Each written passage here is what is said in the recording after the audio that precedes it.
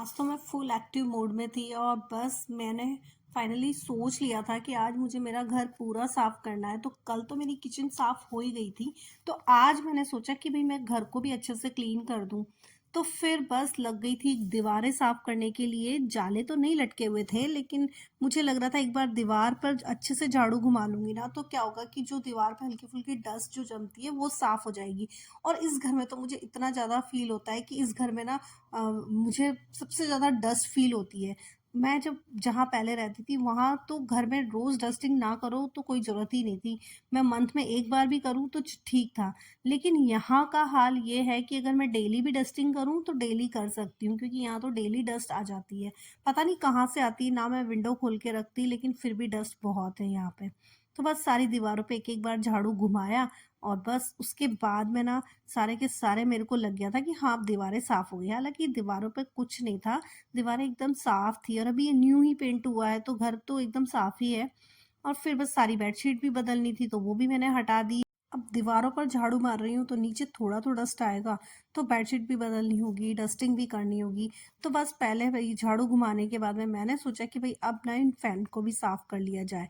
तो बस इन फैन को भी मैं साफ करी थी। फैन इतने ज़्यादा गंदे नहीं थे, लेकिन ऊपर की साइड पे जो है ना वहाँ पे डस्ट थी। नीचे से तो साफ ही नज़र आ रहे थे, लेकिन जब मैंने साफ किया ना तो गंदगी निकली, क्योंकि ऊपर से गंदी थी। तो इनको अच्छे से पोंछा तो मैंने सिर्फ 2 ही रूम के साफ कर पाई फैन, क्योंकि और जगह मैं नहीं पहुँच पाई। यहाँ तो मैंने दोनों रूम में बेड के ऊपर स्टूल रख के चढ़ गई थी, लेकिन बाकी के नहीं हुए। तो वो मैं जब विपुल आएंगे तो उन्हें बोलूँगी कि वो मेरी हेल्प करें, हम दोनों मिलकर कर लेंगे। तो ये तो मैंने जो मैं कर सकती हूँ वो तो मैं कर लूँ। उसके बाद में ये सारे इलेक्ट्रिसिटी बोर्ड जो हैं जिन पे बल्ब वगैरह लगे हुए हैं, तो इनको भी मैं साफ़ कर रही थी, क्योंकि यहाँ पे हाथ नहीं पहुँचता है, ये चढ़कर ही होता है। उसके बाद में पर्दे की रॉड भी मैंने साफ़ की। फिर ये नेट लगी हुई थी तो ये भी मैंने साफ़ की। उसके बाद में फिर मैंने झाड़ू मारा और अच्छे से घर को पहले डस्टिंग किया, फिर उसके बाद में अच्छे से घर का आज पोछा लगाया, एकदम एक एक कोने को साफ़ किया। और अब फैन जो है ना वो मेरे बहुत अच्छे से चमक रहे थे और इनको देख के बड़ा अच्छा सा लग रहा था कि कितने क्लीन हो गए हैं। एकदम साफ होने के बाद ना एक अलग सी मन को ना सुकून सा मिलता है कि घर कितना साफ है। अब बारी थी बेडशीट लगाने की, पर उससे पहले मैंने सोचा कि घर को अच्छे से झाड़ लूं पहले, क्योंकि कहीं ना कहीं तो डस्ट उड़कर इन पर आई होगी। तो बस पहले मैंने पूरा का पूरा ये प्रोटेक्टर साफ किया। वैसे तो प्रोटेक्टर लगा हुआ था तो अंदर तो नहीं जाएगी, लेकिन बाहर अच्छे से साफ किया। उसके बाद में सारी ये साइड टेबल पे मैंने साफ किया। बेड को पूरा अच्छे से पोंछ लिया था गीले कपड़े से और सूखे कपड़े से। उसके बाद में फिर मैंने दूसरे रूम में भी यही किया। और फिर मैंने सारे के सारे जो घर में फ़ोटो फ्रेम लगे हुए हैं, जितना भी आज था मैंने सारा का सारा डस्टिंग किया। एक एक चीज़ को मैंने आज पोंछ डाला। तो बस फिर ये यहाँ पर मैं आहिस्ते आहिस्ते से फ़ोटो फ्रेम साफ़ कर रही थी। तो मुझे आज सारी की सारी चीज़ें साफ़ करनी पड़ी, क्योंकि कहीं ना कहीं डस्ट उड़कर सब जगह डस्ट ही डस्ट हो गई होगी, यही मेरे को अंदर से लग रहा था। तो बस इनको सबको साफ़ किया। और फिर सारी की सारी टेबल पहुंची मंदिर के ऊपर, फ्रिज के ऊपर, एक एक चीज को आज ना साफ करना पड़ा। फिर डाइनिंग टेबल साफ किया अच्छे से, और इसमें जो चेयर में ना ऊपर में डिजाइन है वो बहुत छोटा छोटा और बारीक है। तो इसको साफ करने में ना प्रॉब्लम होती है। इसको ब्रश से थोड़ा ठीक से साफ हो जाता है ये।